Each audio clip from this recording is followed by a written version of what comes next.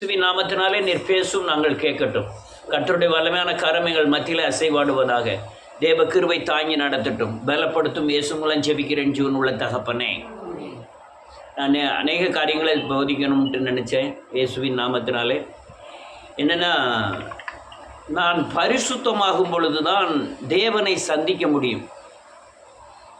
நம்ம பரிசுத்தம் அல்லையா, நம்ம பரிசுத்தமாவதற்கு முன்பு தேவன் நம்மை சந்தித்தார். அது கிருபையினால் உண்டானது.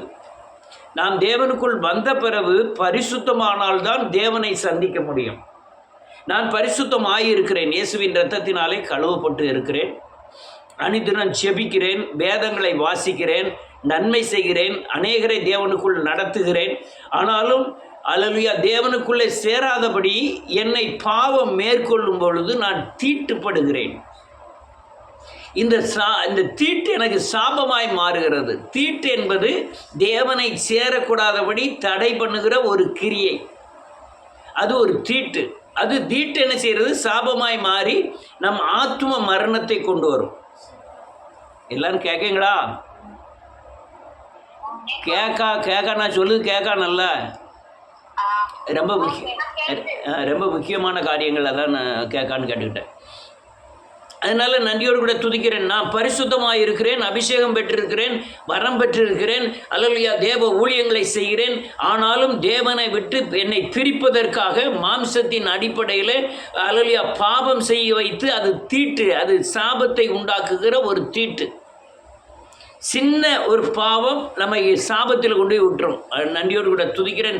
நாம் சாபத்தை ஜெயித்திருக்கிறேன். நான் எங்கள் முன்னோர்கள் செய்த, எங்கள் முற்பிதாக்கள் செய்த அல்லேலூயா கொலைகளிலிருந்தும், விக்கிரக ஆராதனையிலிருந்தும், அல்லேலூயா வேசித்தனம் விபச்சாரங்களிலிருந்தும் நான் பாவத்தை அறிக்கை செய்து மறுரூபமாகி அவங்களுடைய தண்டனையிலிருந்து விடுவிக்கப்பட்டிருக்கிறேன்.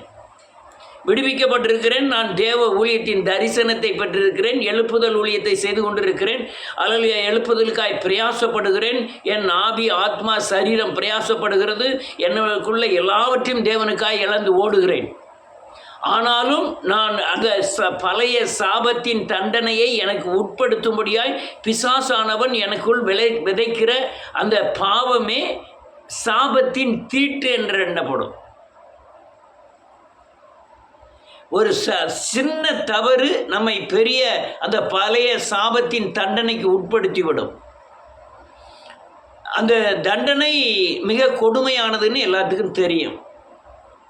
சாபத்தின் தண்டனை என்பது நீங்கள் உபாகமத்தின் புஸ்தகம் 28வது அதிகாரம் 15வது வசனத்துக்கு அப்புறம் பூரா வாசி பார்த்தீங்கன்னா மனுஷனுடைய நஷ்டங்களை பூரா அங்கே எழுதியிருக்கும்.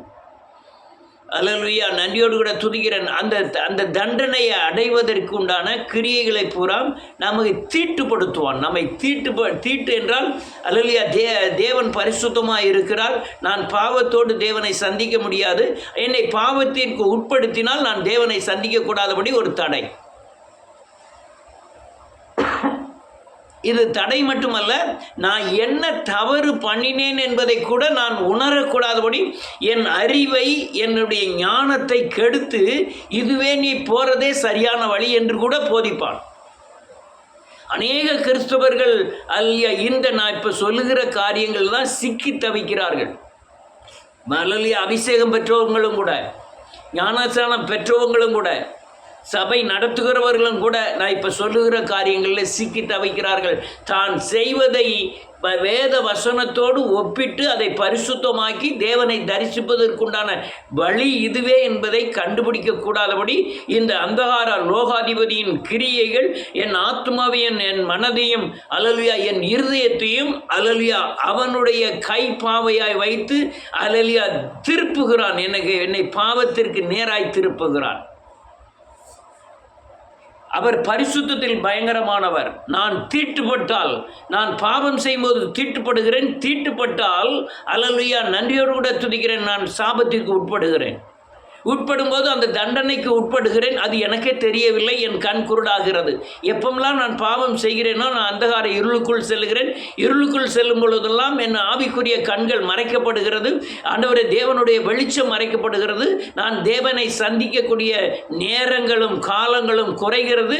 தேவன் மேலே வைக்கிற விசுவாசம் குறைகிறது. சத்திய வசனம் என் இருதயத்தில் நிலைத்திருப்பதில்லை. அதன் பாதையில் நான் ஓடுவதும் இல்லை.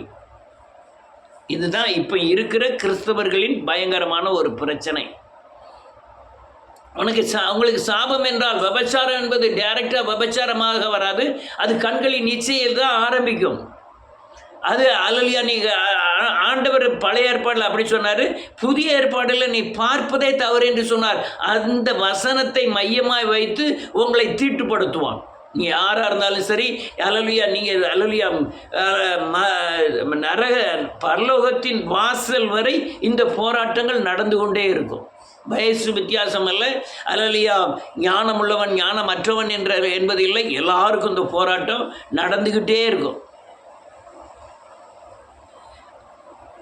இந்த போராட்டம் அல்லையா, நீங்கள் கண்டுபிடித்து கொள்வர்கள் பாக்கியவான்கள், வேத வசனங்களை அறிந்து கொள்ளுகிறவர்கள் பாக்கியவான்கள், தேவனுடைய வழிகளை அறிந்து கொள்ளுகிறவர்கள் பாக்கியவான்கள். நான் இப்போ போடுற சிடியை யாரும் பார்க்குறதில்ல, மூணு பேர் தான் பார்த்துருக்காங்க, 10 பேர் தான் பார்க்குறாங்க. ஆனால் ஏன் என்று நீங்கள் கூர்மையாய் வேத வசனத்தின் அடிப்படையில் அதை தியானித்து பார்த்தீர்களானால் பகட்டுக்கு இடம் கொடுக்கிறார்களே தவிர பக்திக்கு மக்கள் இடம் கொடுக்கறதில்லை.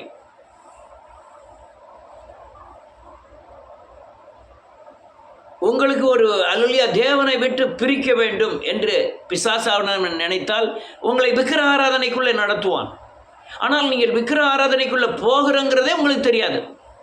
உங்கள் அல்லையா உலக சக்திகளை விட அல்லையா தேவனுடைய கிரியைக, தேவனுடைய சக்தி, அதாவது தேவன் மேலே வைக்கிற ஒரு அன்பை விசுவாசத்தை உலகத்தில் எந்த பொருளுக்கு வச்சாலும் அது விக்கிரகம், அது தீட்டு. உங்கள் பிள்ளைகள் மேலே தேவனுக்கு மேலே வைக்கிற அன்பை அப்படியே வச்சிங்கன்னா அது தீட்டு.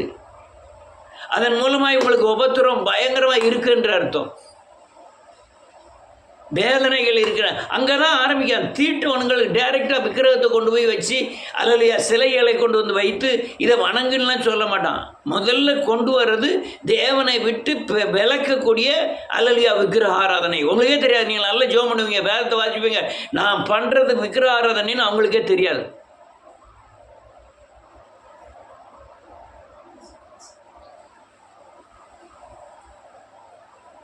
நான் பண்ணுறது விக்கிரக ஆராதனை என்ன தெரியாது.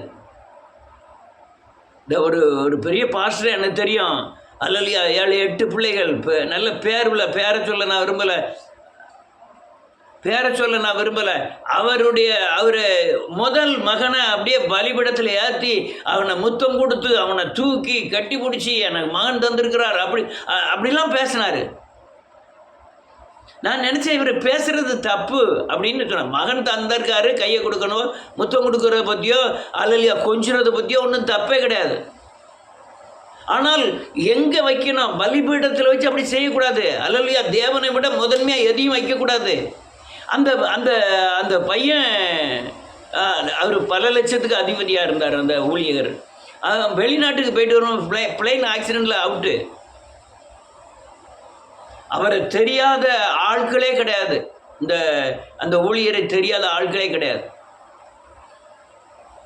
ஏன்னு கேட்டால் அல்லையா நன்றியோடு கூட இவனை ஒரு ஆளை எடுத்தால் மற்றவங்களாவது பரலோக ராஜ்யத்துக்கு வந்துட முடியுங்கிற அல்லையா தேவனுடைய வழிமுறைகள் தான் அது. வேறு நம்ம என்ன சொல்ல, ஒன்றுமே சொல்ல முடியாது. அப்போ என்ன செய்தான் ஆண்டவர், அந்த பிசாசு என்ன செய்தான்?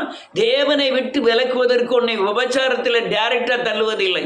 கண்களின் இச்சைக்கு வந்தாலே நீங்கள் விபச்சாரத்துக்கு உட்பட்டு தீட்டுப்பட்டு தேவனை சந்திக்கக்கூடாத நாட்கள் ஆயிரும். எப்படின்னா நீங்கள் முதல்ல உங்களுக்கு ஒன்றும் தெரியாது, போக போக அது ஆட்டோமேட்டிக்காக ஜெபம் குறையும், ஆராதனை குறையும், தேவனை சந்திப்பு குறையும், தேவனை மகிமைப்படுத்துகிற காரியங்கள் ஆட்டோமேட்டிக்காக உங்கள் வாழ்க்கையில் குறைஞ்சிக்கிட்டே போகும்.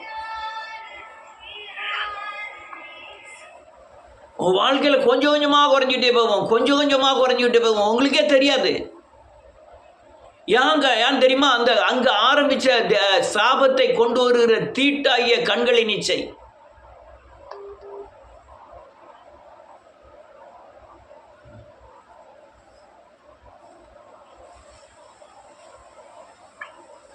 அங்கே ஆரம்பித்த கண்களின் இச்சை அப்படி வந்த உடனே டக்குன்னு அல்லையா உங்களுடைய வாழ்க்கையில் அல்லையா முதல்ல ஒன்றுமே தெரியாது. பாவம் செய்யும் பொழுது அவனுக்கு சந்தோஷமாயிருக்கும். தேவ சத்தியங்களை மீறும் பொழுது அவனை அறியாமலே ஒரு மகிழ்ச்சி, ஒரு சந்தோஷத்தை பிசாசானவன் அவன் இருதயத்தில் வைக்கிறான். வைக்கும் பொழுதுதான் அவன் சத்தியத்தை மீறுகிறான், தேவனை மீறுகிறான். ஆனால் அவனுக்கே தெரியாது. அதான் குருட்டுத்தனங்கள். அநேகர் என்ன நினைக்கிறாங்க, பணத்தின் மேலே தான் நான் ஆசை வைக்கிறேன், பொருளின் மேலே தான் நான் ஆசை வைக்கிறேன். இது விக்கிரகாராதனை. நீங்கள் சிம்சோனை குறித்து வாசி பார்த்தீங்கன்னா, நியாயாதிபதி, பெரிய நியாயாதிபதி. அல்லது அவன் தேவனால் பேசப்பட்டு அவன் அம்மாவுக்கு, தாய்க்கு தன்னுடைய தரிசனத்தை கொடுத்து அவன் ஊழியம் இப்படி செய்வான் என்று சொல்லி அவளுக்கு தேவதூதனால் போதிக்கப்பட்டு பிறந்த ஒரு மகன்.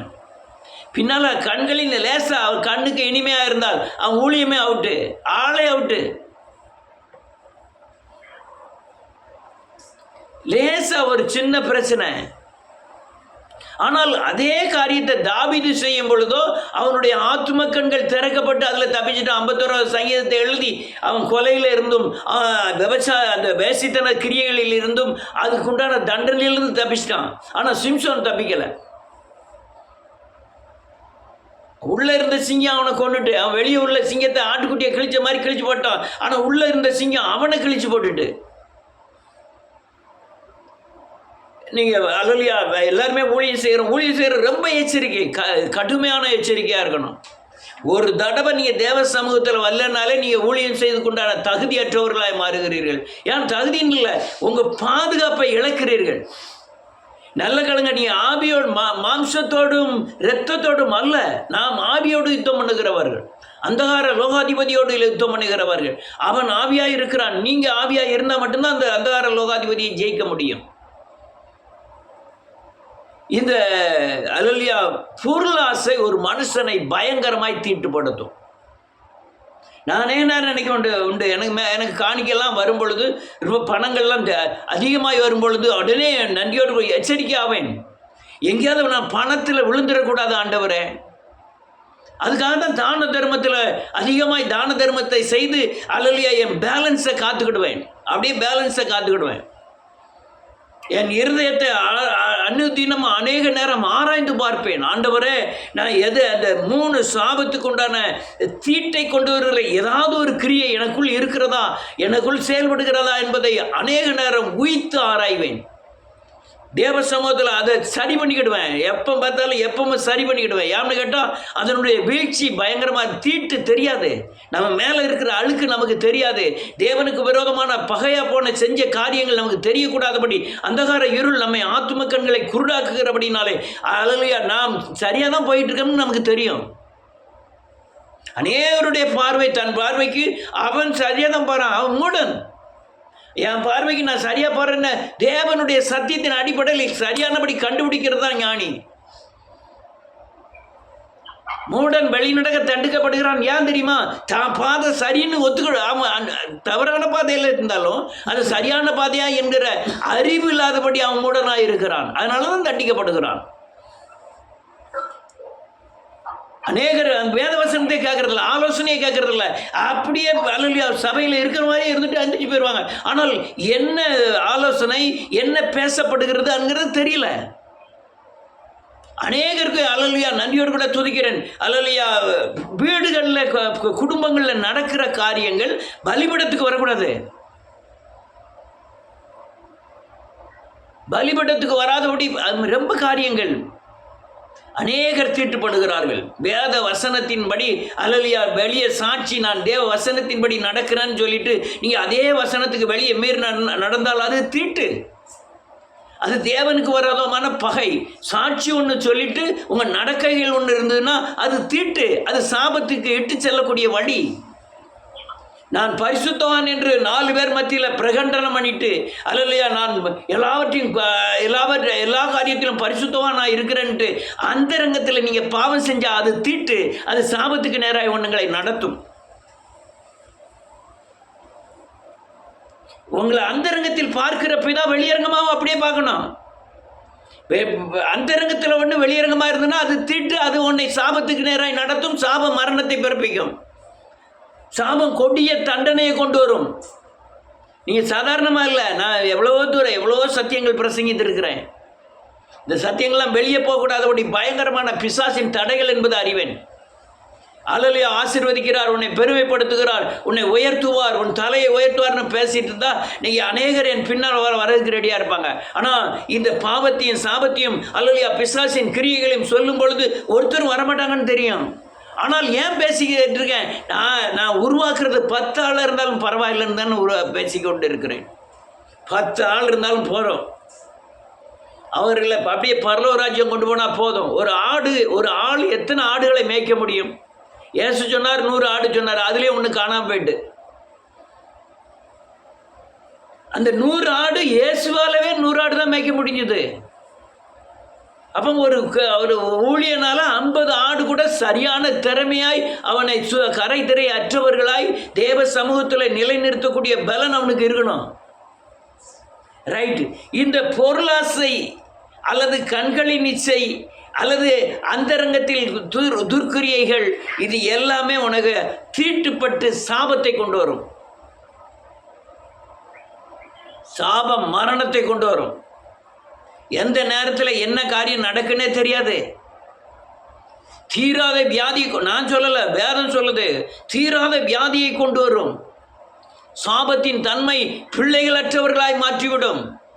சாபத்தின் தன்மை அல்லேலூயா ஆடு மாடுகள் இல்லாதபடி செய்துவிடும். சாபத்தின் தன்மை நம்ம உழைப்பை இன்னொரு ஆள் சாப்பிடக்கூடிய நிலைமைக்கு கொண்டு போயிடும். இன்னும் அநேக காரியங்களை எழுதி வைத்திருக்கிறார் ஆவியானவர் மோசே மூலமாய். உபாகமத்தில் லேவியராமத்தில் அதிக காரியங்களை எழுதி வைத்திருக்கிறார். என்ன செய்ய போகிறோம்?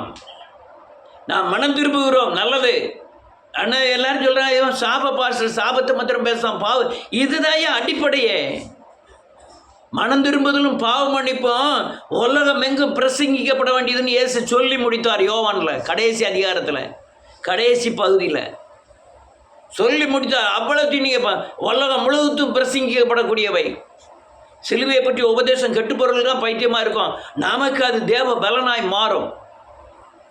அதனால் நன்றியோடு கூட துதிக்கிறேன். நான் இப்போ அந்த 3 காரியங்களில் விக்கிரகாராதனை மட்டும் எடுக்கிறேன்.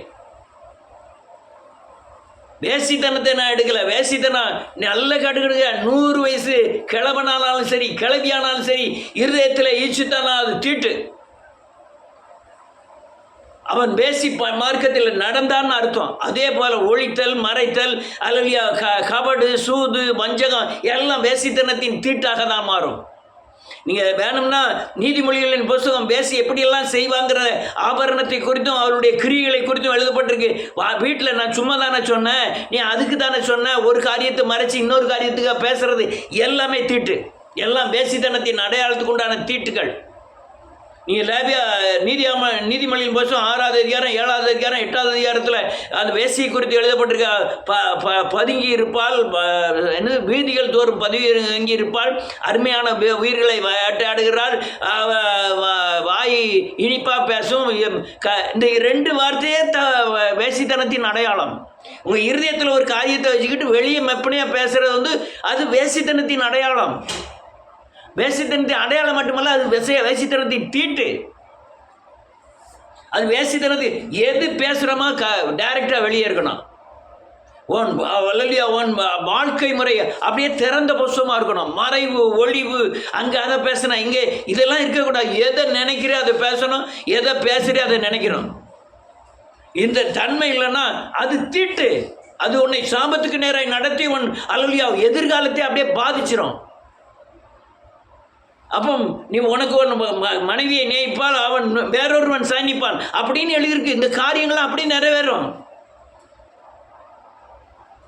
இதெல்லாம் தீட்டு. வேற என்ன சொல்லுவேன்னு தெரியல. இந்த தீட்டான காரியங்கள் வேசி மார்க்கத்தில் வேசியை குறித்து என்னென்ன எழுதியிருக்கோ அது நம்முடைய வாழ்க்கையில் இடைப்பட்டதுன்னா அது தீட்டு. அது வேசித்தனத்தின் அடையாளம். அதுக்குண்டான தண்டனை அல்லையா லேவியராமத்தில் 26வது அதிகாரத்தில் எழுதியிருக்க அநேக காரியங்கள் நிறைவேறும். பெண்களை குறித்து, ஆண்களை குறித்து, குடும்பத்தை குறித்து எழுதியிருக்கிற காரியங்கள் அப்படியே நிறைவேறும். இதெல்லாம் தீட்டு. கோபம் தீட்டு. அது கொலைக்கு உண்டானது. கொலைக்கு நேராய் நடத்தக்கூடிய ஒரு தீட்டு. வன்கண் அது கொலைக்கு நேராய் நடத்தும். வஞ்சம் அது கொலைக்கு நேராய் நடத்தும். கொலை செய்வதற்குண்டான தீட்டு. இந்த தீட்டிலிருந்தெல்லாம் நீங்கள் தப்பிச்சாதான் சாபப்பிடியிலிருந்து தப்பிக்க முடியும். அநேகர் நன்றியோடு கூட துதிக்கிறேன், நல்லா அறிக்கை பண்ணுறாங்க, பாவ அறிக்கை. ஆனால் அடுத்த நிமிடமே சத்தியத்துக்கு விரோதமாய் நடக்கிறார்கள். அது தேவ துரோகம். என்ன அறிக்கை பண்ணுறீங்களோ அடுத்த நிமிஷம் நீங்கள் தேவனுக்குள்ளே இருக்கணும். இல்லைன்னா நீங்கள் அறிக்கை பண்ணக்கூடாது, தேவனை பொய்யனாகக்கூடாது, தேவனுடைய நாமத்தை மட்டுப்படுத்தக்கூடாது. எதை சொல்கிறீங்களோ அதை செய்யணும், எதை செய்கிறீங்களோ அதை சொல்லணும். நல்லா அழுது கதறி மனம் திரும்புவாங்க. அடுத்த நிமிஷம் அல்லையா பிள்ளை பொண்டாட்டி எல்லாத்த விட தேவனை விட மற்றவங்களை அல்லையா நேசித்து தேவன் மேலே அல்லையா கள்ளவுண்டு எறிய ஆரம்பிச்சிடுவாங்க. திரும்ப சிலுவையில் அறைய ஆரம்பிப்பார்கள். எத்தனையோ பேரை பார்த்துருக்கேன். நேற்று மனம் திரும்ப இருப்பாங்க, இன்னைக்கு சுத்த இருதயத்தை தேடி பார்ப்பேன், இம்மி அளவு கூட இருக்காது. ரைட், வேதத்தை ஒரு வசனத்தை வாசிப்போம்.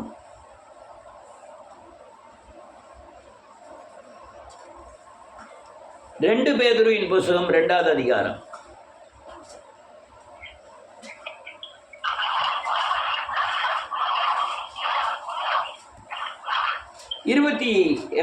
14வது வசனம். 14வது வசனம். 2 பேதுரு 2வது அதிகாரம் 14வது வசனம்.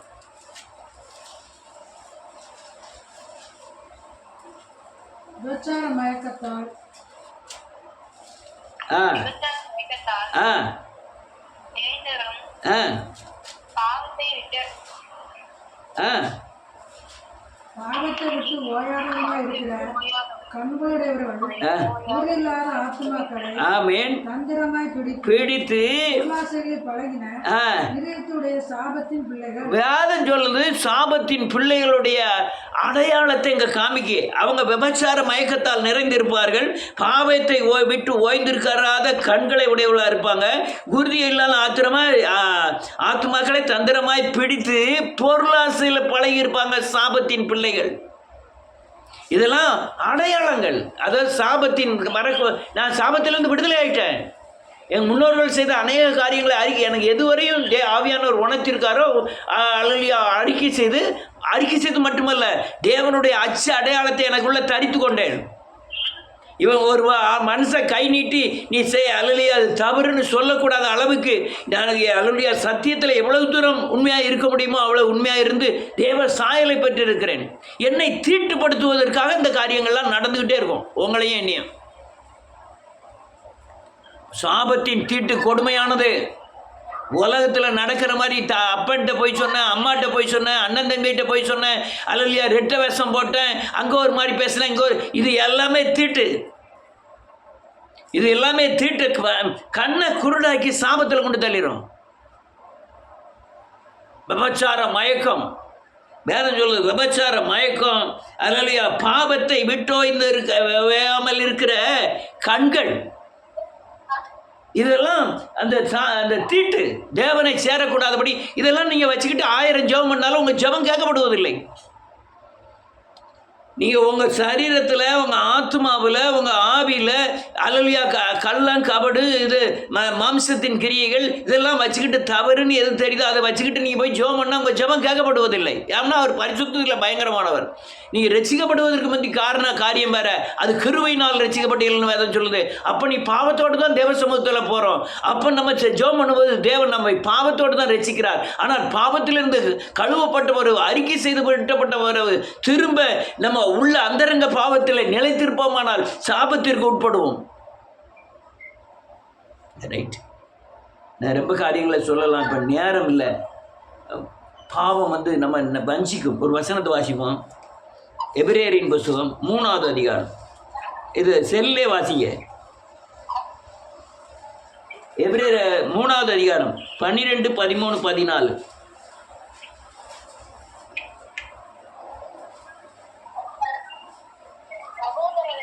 சகோதரரே 3:12.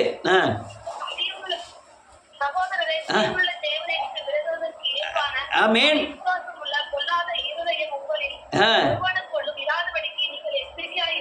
என்னது? ஒரு நிமிஷம். வேதம் சொல்லு அவிவிசுவாசமே பொல்லாத இருதயம் தேவனை விட்டு விலக செய்யும். நான் எவ்வளவு கத்துனாலும் நீங்கள் கேட்கறதும் கேட்காதும் உங்களுக்குள்ளே இருக்கிற பாவத்தின் தன்மையை பொறுத்து இருக்கு. ஐயா நான் கேட்கலன்னு சொன்னால் உங்களுக்குள்ளே இருக்கிற சக்தி தேவனை விட்டு தீட்டுப்படுத்துகிற சக்தியாக இருக்கிறதுனால தான் உங்களுக்குள்ளே நுழையவும் செய்யாது, நீங்கள் கேட்கவும் மாட்டீங்க. அப்படியே கேட்குறவராக இருந்தாலும் நீங்கள் வெளியே போய் நடைமுறைப்படுத்த மாட்டீங்க. நீங்கள் அல்ல, உங்களுக்குள்ளே கிரியை செய்கிற சாபத்தின் சக்தி, சாபத்தின் சக்தி. வேதம் தெளிவாக சொல்லுது, பொல்லாத இருதயம், தேவனை விட்டு விலகுவதற்குண்டான அவிசுவாசம் உள்ள பொல்லாத இருதயம், இதெல்லாம் பொல்லாத இருதயம். இது வஞ்சகம். யாருக்கு வஞ்சகம்? பிசாசு உங்கள் இருதயத்தை வஞ்சித்து வைத்திருக்கிறான் என்பது அர்த்தம். அடுத்தால என்ன இருக்கு? ஆமீன் ஆமீன். நல்ல காலுங்க. நீங்க இன்னொரு ஆளை கட்டி எழுப்பாதவரை உங்களுடைய சாட்சியை வைத்து, நீ இயேசுவை போல மாறுவதின் தன்மையை வைத்து, நீ வேதவசனத்தின்படி நடக்கிறதை வைத்து, விசுவாசத்தின் கிரியைகளை வைத்து, நீ செபித்து தேவனிடத்தில் பெற்றுக்கொள்ளதை வைத்து இன்னொரு ஆளை நடத்தாதவரை உன் இருதயம் வஞ்சிக்கப்படும். நான் தான் நீங்கள் சாபத்திலிருந்து விழாதபடி இருக்கணும்னா நீங்கள் ஊழியம் செய்யுங்கன்னு சொன்னது எதுக்கு தெரியுமா? இந்த வசனங்களுக்கு தான்.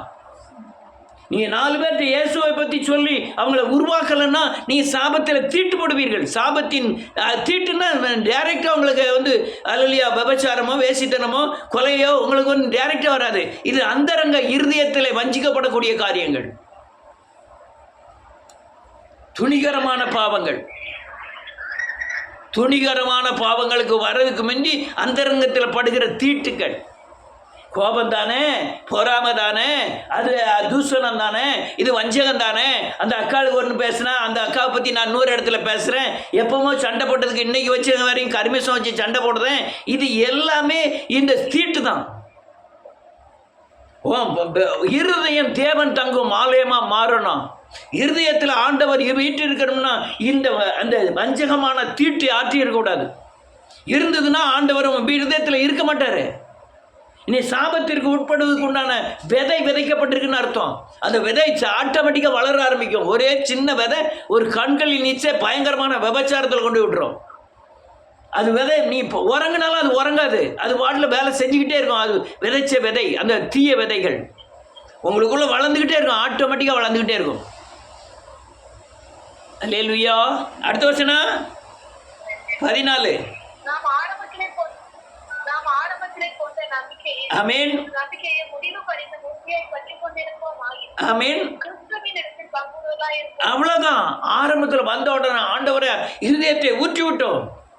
ஆரம்பத்தில் எல்லா காரியத்திலும் உண்மையாக இருந்தோம். ஆரம்பத்தில் தேவனை மகிமைப்படுத்துகிற காரியங்களில் முதன்மையில் இருந்தோம். தேவனை பற்றி சொல்லுகிற காரியங்களில் முதன்மையாக இருந்தான். அந்த இதை நீங்கள் வைத்திருந்தால் மட்டும்தான் இந்த தீட்டுக்கு உட்பட மாட்டீங்கன்னு வேதம் சொல்லுது. நீங்கள் நான் இப்போ பேசுகிற எல்லா காரியத்துக்கும் வேதவசனங்கள் இருக்குது. எல்லாத்தையும் வேதவசனத்தின் அடிப்படையில் தான் நான் இப்போ போதிச்சுக்கிட்டு இருக்கேன். தீட்டு உங்கள் பார்க்கிற பார்வையில் ஒரு நினைவு தெரியும், அந்த நினைவு தீட்டு என்பதும் தெரியும். பேசுகிற ஏதோ பேசுகிறேன்னு நினைக்கிறோம், என்னமே நினச்சிக்கிட்டு என்னமா பேசுகிறோம், அது தீட்டு. ஏதோ இருதயத்தில் ஒரு பிம்பத்தை வளர்த்து வச்சுருக்கோம், வெளியிலிருந்து வாடுற வார்த்தை அந்த பிம்பத்தைக்கு அல்லையா ஈடுகட்டும்படியாக நீங்கள் பேசுகிற வார்த்தை தீட்டு. அது விக்கிரகாராதனையின் தன்மைகள். விக்கிரகாராதனை என்ன தெரியுமா? வாசிப்போம். நான் கடையிலிருந்து வாசி முடிக்கிற நேரம் ஆகிட்டு. யோசுவாவின் புஸ்தகம் 6வது அதிகாரம். 2 மனுஷனை காமிக்கணும். 2 மனுஷனை காமிக்கிறதுக்கு இப்போ நேரம் இல்லை. ஒரே ஒரு மனுஷனை காண்பிக்கிறேன். அவன் அல்லையா யோசுவாவின் புஸ்தகத்தில் பார்ப்போம். யோசுவாவின் புஸ்தகம் 6வது அதிகாரம்.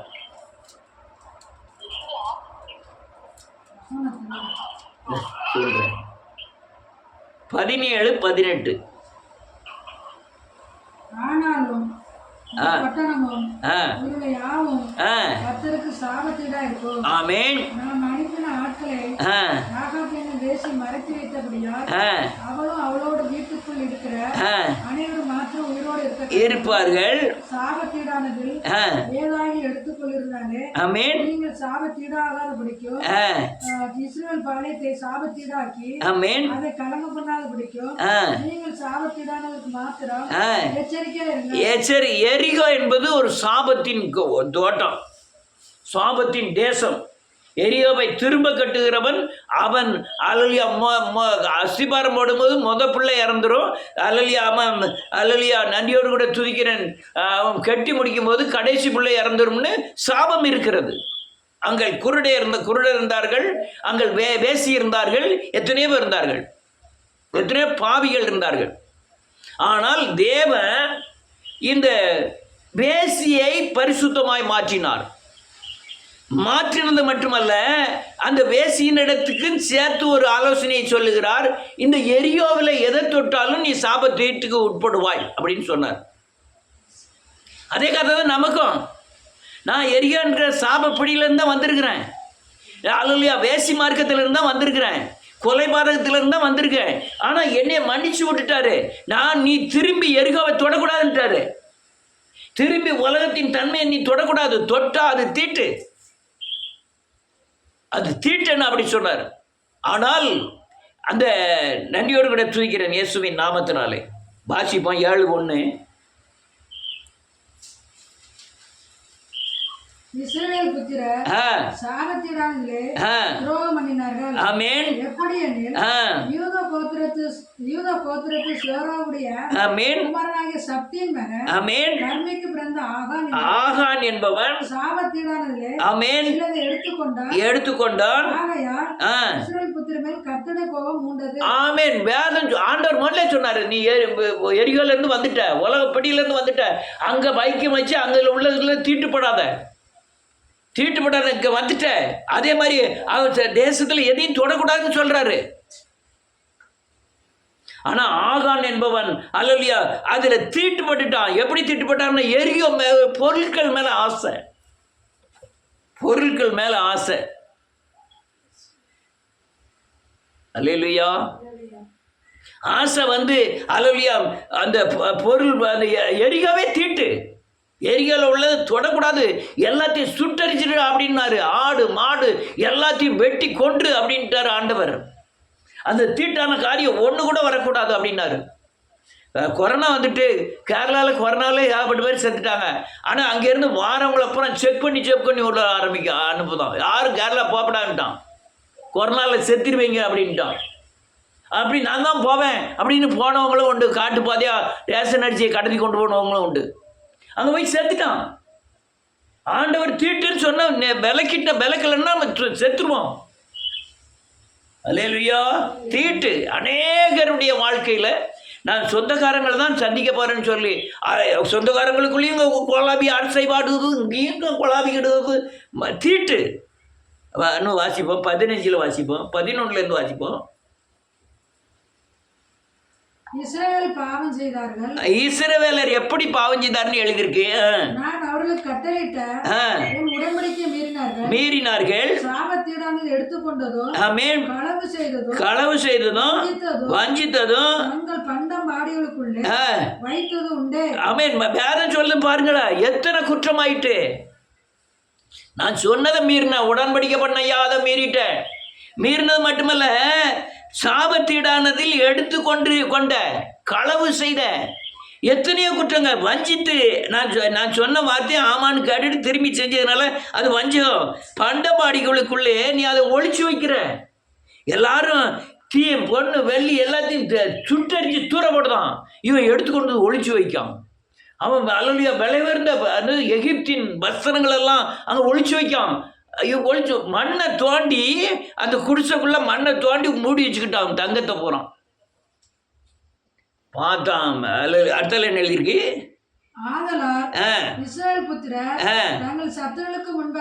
நிற்க கூடாமல் சத்துருவுக்கு முதலை காட்டினார்கள். ஆமென். அவர்கள் சாபத்தீடானார்கள். ஆமென். நீங்கள் சாபத்தீடானதை உங்கள் நடுவில் இருந்து ஆமென் விக்கிரம் பண்ணாவிட்டால் உங்களிடம் இரேன். ஆமென். எழுந்திரு, ஜனங்களை பரிசுத்தம் பண்ணி சொல்ல வேண்டியது என்னவென்றால், ஆமென். நாளை தினத்துக்கு உங்களுக்கு பரிசுத்தம் பண்ணி கொள்ளுங்கள். இஸ்ரவேலரே, சாபத்தீடானது உங்கள் நடுவே இருக்கிறது. நீங்கள் சாபத்தீடானதை உங்கள் நடுவிலிருந்து விலகாதிருக்க மட்டும் நீங்கள் உங்கள் சத்துருவுக்கு முன்பாக நிற்கக்கூடாது என்று இஸ்ரவேல் தேவனாகிய கர்த்தர் சொல்லுகிறார். அநேக கிறிஸ்தவர்கள் தன் வாழ்க்கையில விக்கிரகத்தை ஜெயிக்க முடியாத காரணம் இந்த இடம் தான்.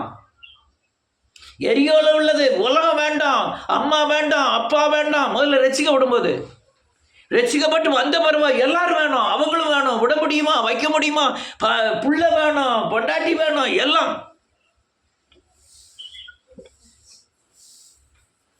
அது வேதம் சொல்லு, சாபத்தீடு. முதல்ல இருந்த மாதிரியே அண்ணன் வேண்டாம், அப்பா வேண்டாம் தான் நான் வந்தேன். திரும்ப நான் அண்ணன்ட்ட போய் ஒட்டிக்கிடவோ, அப்பாட்ட போய் ஒட்டிக்கிடவோ இருந்தோம்னா அது சாபத்தின் தீட்டு. அது ஆகான் அப்படியே செய்தான். தீட்டு இன்னைக்கு தீட்டா இருக்கும், நாளைக்கு அது சாபம் பாவமா மாறும், பாவம் சாபமா மாறிடும். ஆட்டோமேட்டிக்காக சாபம் பூரம் மரணத்தை பிறப்பிக்கும், வேதனையை பிறப்பிக்கும், துக்கங்களை பிறப்பிக்கும். அநேக கிறிஸ்தவர் நீங்கள் போய் பாருங்க, இடைக்காலில் இருக்கிற எத்தனை கிறிஸ்தவர்கள் சாப தீட்டினாலே சாபத்துக்கு உட்பட்டு கண்ணீர் விட்டு கதறி அழுதுகிட்டு இருக்காங்கன்னு. சாபத்தின் தீட்டு. நான் இப்போ சொன்னது பூராமே சாபத்தின் தீட்டு. ஒழிச்சு வச்சுட்டான். அவனை எப்படி கொண்டாங்கப்பா தெரியுமா? வாசிப்போம் கடைசி வசனம் முந்தின வசனத்திலிருந்து. அங்கே யோசுவா, நீ எங்களை கலங்க பண்ணினது என்ன என்று கர்த்தர் உன்னை கலங்க பண்ணுவார் என்றான். அப்பொழுது இஸ்ரவேல் எல்லாரும் அவன் மேல் கல்லெறிந்து அவளை அக்கினியால் சுட்டெரித்து கற்களினால் மூடி அவன் மேல் இந்நாள் வரைக்கும் இருக்கிற பெரிய கற்குவியலை குவித்தார்கள். இப்படியே கர்த்தர் தமது கோபத்தின் உக்கிரத்தை விட்டு மாறினார். ஆகையால் அவ்விடம் விட்டு இந்நாள் வரைக்கும் ஆகோர் பள்ளத்தாக்கு என்னப்படும். போதும், கல்ல கொண்டு எரிஞ்சு அவனுக்கு மேல, அது எங்கேயோ யாருக்கும் ஆகானுக்கு எழுதப்பட்டதில்ல. நம்ம இந்த உலகத்தில் சீர்படுத்தும்படியாதான் வேதவசனத்தில் எழுதப்பட்டவைகள். எங்கேயோ தாவீதுக்கு எழுதப்பட்டதில்லை. என் வாழ்க்கையை சீர்படுத்தி கொள்ள நான் தேவனை சேவிக்க தான் அந்த தாவீதை குறித்து எழுதப்பட்டிருக்கிறது. இதெல்லாம் நடந்தேறும், எல்லாருடைய வாழ்க்கையிலும் நடந்தேறுங்கிறதுக்காக தான் இது எழுதப்பட்டிருக்கிறது. தீமையானாலும் தீமைக்கு தீமையும் நன்மைக்கு நன்மையும் நடந்தேறுங்கிறதுக்காக தான் எழுதப்பட்டிருக்கு. சவுல்கிட்ட சொன்னார் ஆண்டவர், சவுலே இங்கே வா, அந்த அமலேக்கியர் என் பிள்ளைகள் வரும் பொழுது அல்லையா அந்த எகிப்திலேருந்து வரும்போது மரிச்சிட்டான், அவனை உயிரோடு விடக்கூடாது, அவன் மாடு ஆடு ஆட்கள் எல்லாத்தையும் வெட்டி போட்டு அதுக்காகவே உன்னை ராஜாவை அபிஷேகம் பண்ண போ அப்படின்ட்டாரு. இவன் போனான், எல்லாத்தையும் வெட்டி போனான். ஆனால் சில மாடுகள் இவன் பார்வைக்கு, சில ஆடுகள் இவன் பார்வைக்கு நல்லா இருந்தது. அவனுக்கு வெட்டுறதுக்கு மனசு வரல, எடுத்து எல்லாத்தையும் கொண்டு போய் ஒரு ஓடத்தில் மறைச்சி வச்சுட்டான். அழகாக தான் இருக்கும், ஆசையாக தான் இருக்கும், பேசித்தனம் அல்லலியா கண்களுக்கு இனிமையாக தான் இருக்கும். அல்லலியா நன்றியோர் பொருளாசை நம்ம கண்ணை அப்படியே பறிக்கும். இது நீ விசுவாசத்தில் வாழ போறியா, பொருளாசையில் வாழ போறியா? அதான் பிரச்சனை. அன்னைக்கு விசுவாசத்தில் வாழ்ந்தது, இன்னைக்கு விசுவாசத்தில் வாழணும். பொருளாசையில் வாழ்ந்தோம்னா அது சாபத்தின் தீட்டு. அவன் கொண்டு போய் ஒழிச்சு வச்சுட்டான். சாமுவேல் வாரான், உடனே எல்லாத்தையும் வெட்டிட்டியாப்பா, எல்லா தேசத்தையும் நான் சங்காரம் பண்ணிட்டான். அப்போ அந்த ஆடு மாடுகளின் சத்தம் கேட்க, மாமான் மாடு ஆடு மாடு எல்லாத்தையும் மறைச்சியெல்லாம் வைக்க முடியும், அது சத்தம் போடுறது யார் மறைக்க முடியும்? அது உள்ள இருந்து மாங்கு, அது என்ன மாடு சத்தம்? ஆண்டவருக்கு பலி செலுத்துறதுக்காக வச்சிருக்காமா. எவ்வளோ போய் ஆண்டவர் பேரை சொல்லி போய் சொல்லலாம். ஆண்டவர் சொன்னாரு, பலியை காரிக்கலாம் செவி கொடுப்பது தான் நல்லம். நீ சத்தத்தை தேவனுடைய வார்த்தைக்கு கீழ்படுகிறது தான் நல்லது, பலி வேண்டாம். அப்படிதான் ஆண்டவர் சொன்னாரு. இதெல்லாம் சாபத்தின் தீட்டுக்கள். சத்தியத்தை மீறுவது சாபத்தின் தீட்டு. பாவ உணர்வு அடைந்த பருவம் மீறுவது தீட்டு. செய்யாததை செஞ்சோம்னு சொல்றது தீட்டு. பல காரியங்கள் நம்முடைய தீட்டு. அது அன்னைக்கு கிரியை செய்யாது, அது விதைகள். அது உன் மனசுக்குள்ள விதைக்கக்கூடிய பிசாசின் விதைகள்.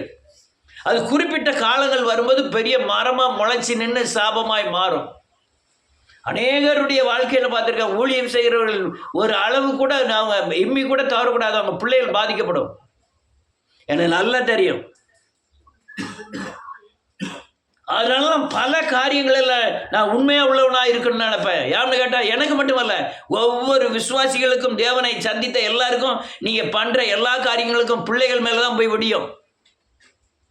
ஆட்டோமேட்டிக்காக நான் அதில் நன்மைக்கு தானே செய்தேன், பிள்ளை மேலே தானே பாசம் வச்சுருக்கேன், எல்லாம் தீமையாக தான் முடியும். சத்தியத்துக்கு மீறது எல்லாமே தீமையாக முடியும். அல்லேலூயா. இதெல்லாம் தீட்டு, எல்லாமே தீட்டு. கொஞ்சம் கொஞ்சம் நீங்கள் அவங்க யோசனை பண்ணி பாருங்கள். வாழ்க்கையில் நீங்கள் சாபத்திலேருந்து விடுதலை ஆகிட்டீங்க, சாபத்தின் தண்டனையிலிருந்து விடுதலை ஆகிட்டீங்க. இப்போ பிசாசானவன் பல கோணத்தில் சாபத்தை தீட்டாக்குகிறான். சாபத்தின் தீட்டு திரும்பி சாபமாய் மாறும். அது பயங்கரமான தண்டனைகளை கொண்டு வரும். அநேக சர்ச்சைகளில் போய் பாருங்கள், இதான் நடக்கு. அநேக கிறிஸ்தவர்கள் ஆதியில் கொண்ட அன்பை விட்டதுனாலும், இயேசுவை பற்றி மற்றவங்கள்ட்ட சொல்லாததுனாலும், அதெல்லாம் தீட்டு.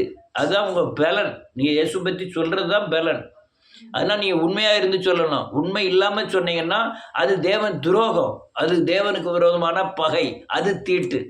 நீங்கள் என்ன வியாதியிலேருந்து நீக்கியிருக்கிறார், ஆமாம் வியாதியிலேருந்து நீக்கிறார்.